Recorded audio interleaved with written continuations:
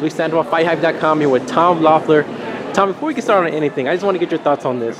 Kell Brook said he'd be willing to fight Gennady Golovkin. Yeah. You got a 147-pound fighter calling out a 160-pound fighter. How serious do you take that? They said they're completely serious about it. What was your reaction to it?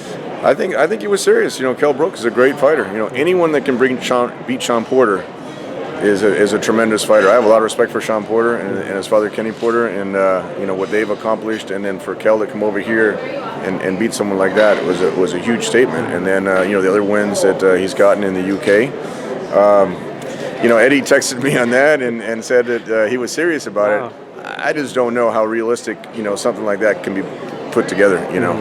That would be a little bit of a stretch, but stranger things have happened. If Kell moves up in weight and if he fights at junior middleweight, now all of a sudden you have something to talk about. But he's doing his thing, and as long as he keeps winning, it's his legend grows just like Gennady's every time he fights.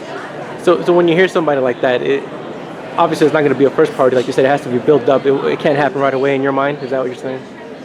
Well, the priority is for Gennady is unifying the middleweight division. I mean, that's always been the priority. If he wins this fight against Dominic Wade, this is his IBF mandatory. If he wins this fight coming up in 2 weeks, it's April 23 at the Forum, then he's the mandatory challenger for the winner of Canelo and Khan. WBC's mandated that, and so that's the first priority, to go after the winner of Canelo Khan.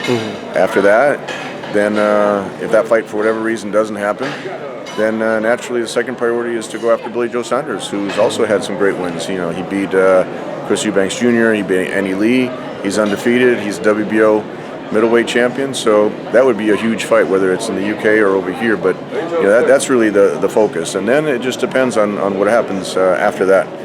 But I think with Kell Brook, coming up from 147 would be somewhat of a stretch.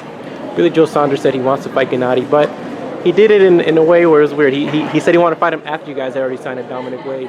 Is that, you think you're going to have some trouble getting Billy Joe Saunders in the ring with you guys, Tom? Because it feels like a lot of the guys say they want to fight Gennady, but then when it comes down to it, it becomes a little complicated. I think he would fight Gennady. I think they wanted one title defense. They're fighting Max Bursak. Now I think they wanted one title defense. So look, Canelo wanted one title defense too. They asked, after he beat Cotto and won the WBC title, he wanted one title defense against Amir Khan. So Billy Joe Saunders asked for wanted to do a title defense, and then I think if we could do that fight in the summer, if we can do that fight in the fall, I think he's got a lot of heart. He's never backed down.